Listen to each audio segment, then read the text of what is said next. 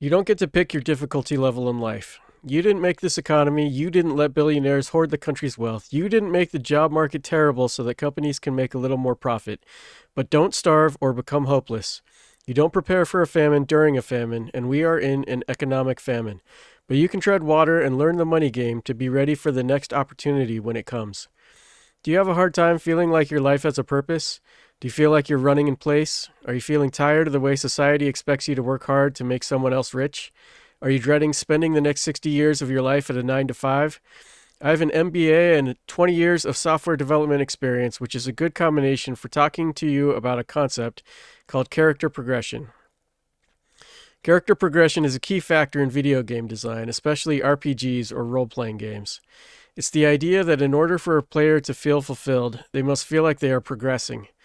There have to be ways to make a character get better. There has to be a feeling of improvement, accomplishment, and moving forward. In RPGs, there's something called XP levels or experience levels, and as you level up, you get some skill points to spend across a number of different categories like strength, dexterity, speed, luck, and defense. There are also abilities or special moves that your character can acquire, like casting a fireball spell or doing a triple attack. As you gain XP levels, your character develops an identity and uniqueness depending on which categories and abilities you choose to upgrade. Another key component of character progression in RPGs is items. As you defeat enemies and play through missions, you can get items and equipment that you use or wear that can have effects on your character or improve your character's stats. Items are things like healing potions and antidotes. Equipment is like armor or weapons. Sometimes there are special items like glasses that will let you see writing on walls or a cloak that makes you invisible. As you play, your character gets stronger and enemies that were difficult earlier can be later vanquished in one hit. Your character gets access to better merchants and can buy better gear. In some games, you can improve your home. Back when I was a kid, games on video game consoles were not online at all, and there were these things called cheat codes. Cheat codes could give your character some or all of the items and attributes that were supposed to be earned. I was never a big fan of cheat codes, aside from the Konami code for Contra, because they made the game boring. Most of the kids I knew who used cheat codes regularly would play a game for a few days that I would happily spend weeks beating. They robbed themselves from being able to enjoy the game. In real life, you are your own game designer, and several of us have designed our life like a terrible game. In video games, anytime your character loses power, it feels awful. It feels like going backwards and losing progress you've made. In the original Zelda game, there was an enemy called a like that looked like a stack of pancakes and would eat your nice, strong shield, and you had to leave the dungeon and go make money to buy another one. It was obnoxious. In other games, certain items or events could make you permanently lose stats. Some games have a hardcore mode where if you lose all your hit points, your character's done and you have to start over with a new one. Too many of us are living in a way that creates horrible ups and downs. When we get a tax refund, we feel rich and we buy nice stuff or go out to eat or buy a new car or something. Then when the money is gone, it's back to living like a poor. Then a stimmy check hits and we're living large again, eating at Chipotle a couple times a week. Then the money runs out and we're back to mac and cheese. Then because we were used to Chipotle, we get a payday loan so we can eat Chipotle a couple times. Then we can't or don't pay it off and we declare bankruptcy and lose our character and start over on a higher difficulty mode. I believe that for most people, life is more fulfilling when you make steady progress without setbacks all the time. I've known people who got out of college, got their first real job, and started living like their 50-year-old parents. They'd buy a nice new car, a condo or house, designer clothes, a nice watch, upgrade their skis and golf clubs, go on vacations and eat out and go clubbing all the time. This is the equivalent of using a cheat code because it was all using borrowed money, loans, and credit cards. For their income and age, they should have been renting an apartment with roommates. Some of these people became disillusioned with their life within a couple of years. They realized that they were going to have to work 80 hours a week for 20 years to dig out of all the debt they were in, including student loans. They wouldn't have time to enjoy all their stuff that got outdated quickly, and be able to afford it at the same time. They were also in too much debt to be able to upgrade their house or car down the road, when it really would have made a huge quality of life improvement for them. They were working 60 to 80 hours a week just to make minimum payments. If you are in debt on credit cards, or buy now, pay later loans, or payday loans, or pretty much any other loan over 10% interest, you have probably used up today's spending money, and tomorrow's, and the next day's. If you're in a lot of debt besides your mortgage, student loans, and maybe a car loan, it could be time to hit the reset button and sell your stuff and cut spending to the core. You're literally broke, you just don't feel broke until you hit your credit limit on your credit cards and have multiple payday loans and can't get any more loans. But that's way past broke. That's the danger of credit and debt. Think back to when you were 10 and wanted to buy something. You didn't have a credit card, so you had to save up until you could get it. Do that now and realize how long it would take you to save for something like a refrigerator. Would it take over a year? That's broken. You designed your life as a game nobody would want to play. To me, it feels so much better to cut spending and earn privileges back. I used to play ball a lot, and the other guys would want to go to 7-Eleven after playing pickup. I rarely bought sports drinks, though. I would wait until I got home, mix up some Gatorade from powder, or just drink water. One of the thresholds for my life is to be at a place where I feel like I can pick up a drink at a gas station or convenience store whenever I want it. But I still don't even do that yet. I hope to get there in the next 5 years, but I've got other priorities I'd rather hit first. Some other rewards that I set for meeting certain money goals were buying lunch once a week, then twice a week, then sit-down restaurant Fridays.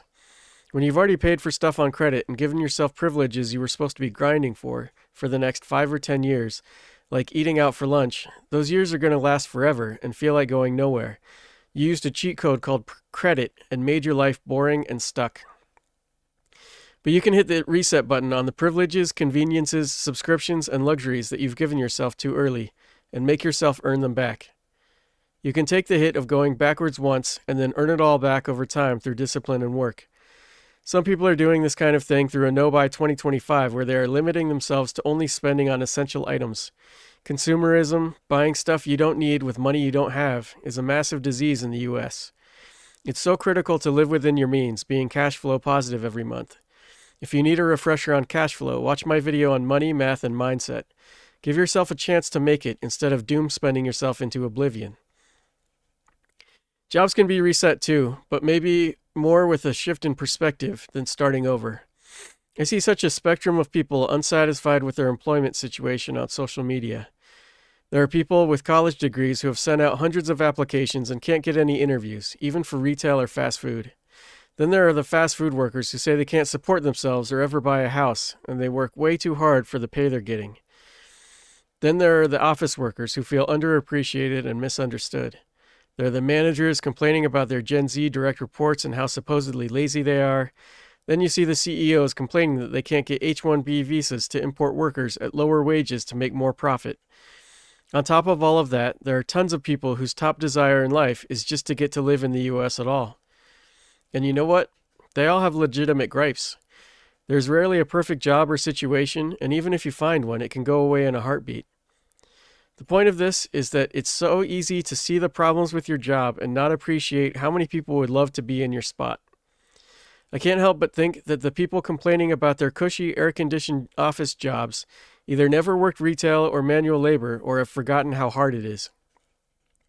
I was unemployed for a big chunk of 2024, and I can tell you that it's a big relief to have a job when you want a job. Many unemployed people would love to have that retail job. Many of the dock workers and retail employees would love to have an office job. And most people in general would love to have the champagne problems that C-level people at big companies have. That said, it can also be good to have some level of dissatisfaction with your job, because that's a side effect of having ambition. If you are unemployed, you should want to get a job. If you're working retail, it might be good to get an office job with benefits or to start your own business. If you're working an office job and want to get into management, maybe you identify that certificates or a graduate degree would help make that happen. Take some ownership of your life and design your life's path. Make some plans and goals and adjust as needed. It's good to have ambition, to feel like you're going somewhere. In a video game, would you expect to get a promotion if you're right in the middle of the pack of all players in your rank?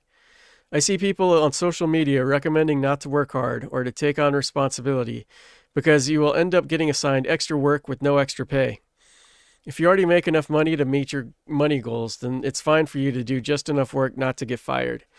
But if you aren't, or if you want to hit an income or savings goal reward that you set for yourself, like being able to buy lunch once a week, for example, then you should strive for more.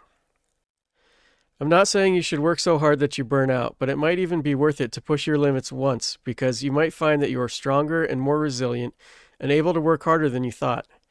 Your limits might be well beyond what you give yourself credit for. At one of my jobs, I was working 90-hour work weeks for a while, and I didn't know I could do that until I did it. I wouldn't want to work that much all the time, but it is valuable to know that I can if I need to, and what that feels like. There's little more fulfilling in the work portion of your life than getting a promotion. Leveling up feels good. Sometimes you'll have to find a new job to get a promotion you deserve, so become a top performer on your team. Then once you hit the 1-year mark at your job, you can start putting out feelers and taking interviews for a new role. It will either make you realize there are better opportunities out there for you, or solidify that you are in a good spot for where your skills are. In this job market and other tight job markets in the future, it's recommended not to quit your job until you have a new one, and not to post on social media anywhere that you're looking. Generally, do not job hop full-time jobs, changing jobs often without staying at least a year, unless it's a clear upgrade on your resume each time.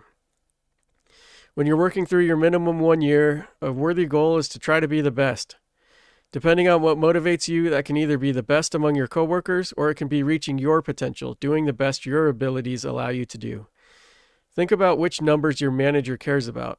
If you're in the trenches as a retail or fast food worker, you can set goals on your own measurements, like days in a row arriving on time or early, or how many orders in a row you can make correctly, or improving your average drive-through order fill time. Put your accomplishments on your resume. Managers are worn down and tired of this mess too, and your manager probably doesn't want to hear about the mistakes you think corporate is making, or how you think your store can improve processes or be more efficient. Your manager wants you to be a reliable and productive worker. Keep those other ideas in your back pocket for when you become a manager. You don't need to go overboard with being ambitious and enthusiastic at work, but find things you can improve in your work, and that improvement will feel like progress, as long as you take the time to reflect on it afterwards. If you try to find fulfillment and progress in your day-to-day employment, it can make a big difference in your life satisfaction. Take pride in your work, not to make some fat cat richer, but because it's good for your own well-being to accomplish things. Be optimistic and positive at work, because it might take some energy, but it's free and it's good for your brain and body. Be someone other people love to work with. In this kind of job market, it is invaluable to have people who will let you know and vouch for you if openings come up at their company.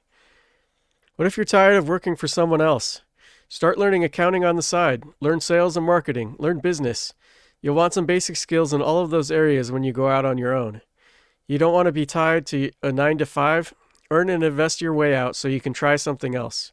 But don't just quit your job and expect the universe to cover for you and for things to work out on their own. That's how you end up homeless by accident. Earn it. Get your ducks in a row first and make the sacrifices to get enough money saved up so you don't starve or ruin the rest of your life while you shoot your shot. You may have to dig deep and get uncomfortable, but it's better than ending up homeless or severely limited by huge debt. Hope this video helps someone out there. If you have questions or feedback, I've started live streaming on some weekday afternoons, so please subscribe if you want to be notified when I go live. I'm not a financial advisor, and I share financial concepts, not financial advice.